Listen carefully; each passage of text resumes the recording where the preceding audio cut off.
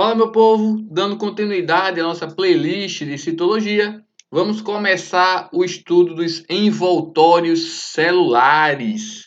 Gente, os envoltórios celulares, eles garantem a individualização das células e propiciam as trocas de substâncias com o meio, tá? O mais importante deles, é aquele que vai deter nossa maior atenção, vai ser a membrana plasmática. E existem também os envoltórios externos à membrana plasmática, que é o glicocálice e a parede celular. A gente também vai estudar sobre eles ao longo dessa playlist, então não perde aí as próximas aulas, onde a gente vai começar a falar aí de membrana plasmática e logo após os envoltórios externos à membrana plasmática, como glicocálice e parede celular. Beleza? Bom, vamos começar então a falar sobre a membrana plasmática, também chamada de plasmalema, membrana celular ou ainda membrana citoplasmática. São alguns termos que podem aparecer em questões de prova fazendo referência à membrana plasmática, tá? Então fica atento porque isso pode aparecer aí em questõezinhas de prova para vocês. Belezinha? Pessoal, a membrana, como a gente já viu, né, ela é um componente mínimo de qualquer célula, ou seja, ela vai estar presente em todos os tipos de célula, a membrana vai estar presente, tá? Então não esquece disso, de qualquer organismo aí dotado de célula, ele vai possuir membrana plasmática envolvendo a sua célula, certinho?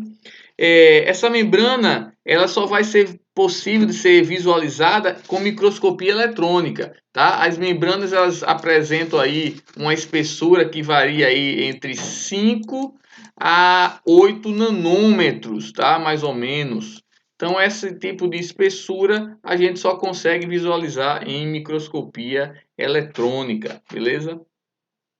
Existem alguns modelos que surgiram ao longo da história da ciência para explicar a organização da membrana plasmática antes do advento de fato aí de técnicas que permitissem que a ciência conseguisse de fato entender como a membrana estava organizada, tá?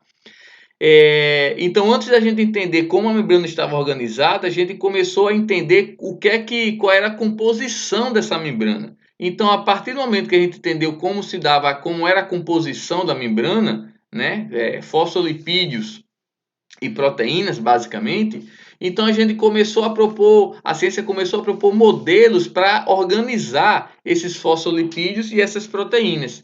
E aí eu trouxe aqui para vocês dois modelos aí que se destacam mais no nosso contexto, que é prova de vestibular e Enem, tá? Existem outros modelos que vocês podem aí pesquisar, quem tem interesse pelo assunto, mas dentro do contexto em que a gente está estudando, esses dois modelos aqui são os que mais aí se destacam aí em provas de vestibular e Enem. E diga-se de passagem, o modelo do mosaico fluido, tá? É o modelo que é o modelo atual, né? O modelo que explica a membrana plasmática das nossas células e é o modelo atualmente mais cobrado em provas de forma geral, tá? O modelo sanduíche ele praticamente já não está sendo mais cobrado com tanta frequência assim, mas era o segundo modelo aí mais cobrado, então ele pode voltar a ser cobrado a qualquer momento. Então vamos falar um pouquinho dele na aula de hoje, tá? No vídeo de hoje, como você preferir, e logo em seguida a gente entra aí com todos os detalhes,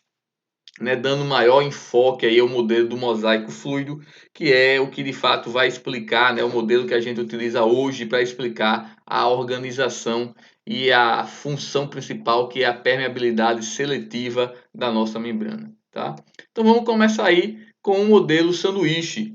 Pessoal, o modelo sanduíche foi proposto por Davidson e Daniele primeiramente em 1935 e depois eles mesmos fizeram a revisão do modelo deles em 1954, tá? Que eu esqueci de colocar aí no slide, então coloca aí as tuas anotações. Então, primeiro, A primeira versão, vamos dizer assim, do modelo deles foi em 1935 e depois eles fizeram uma atualização do modelo deles em 1954, tá?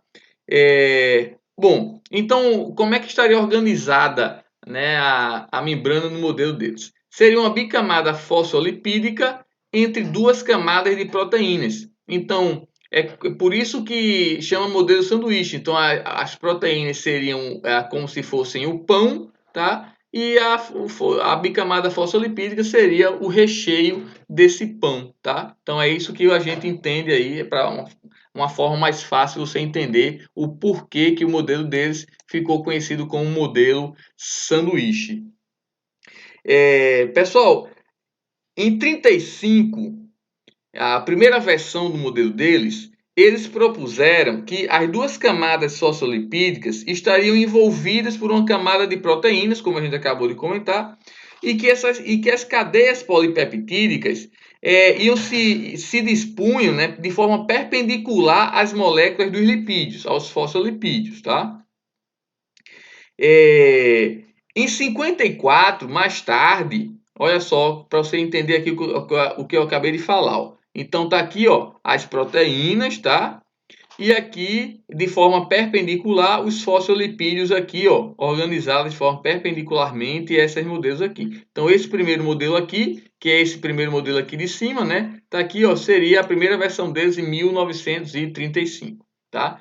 Mais tarde, em 54, eles propuseram que as duas camadas de proteínas apresentavam espaços, tá?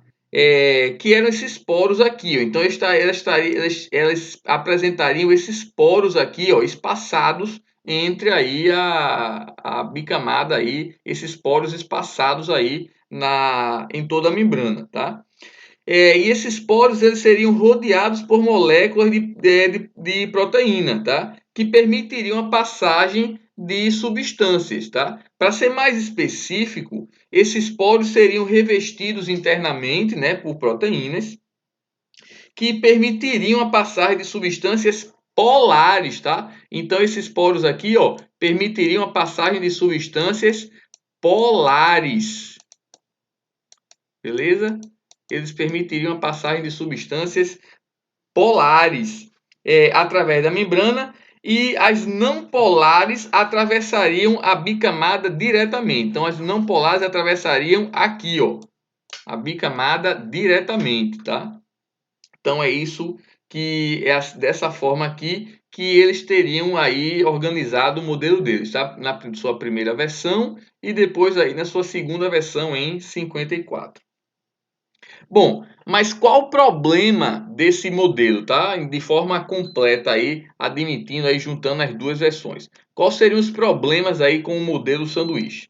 Primeiro deles, pessoal, é que análises que foram sendo feitas à medida que a ciência ia melhorando suas tecnologias para o estudo, né, da organização da membrana, essas análises mostraram que as proteínas elas não existiam em quantidade suficiente para cobrir toda a superfície da camada fosfolipídica. Então, à medida que a gente entendia melhor a composição da membrana plasmática, a gente percebia que a quantidade de proteínas que existiam na membrana não era suficiente para cobrir toda a superfície aí fosfolipídica, tá? Então, o primeiro problema do modelo sanduíche. Um segundo problema estaria na localização das proteínas. Como assim?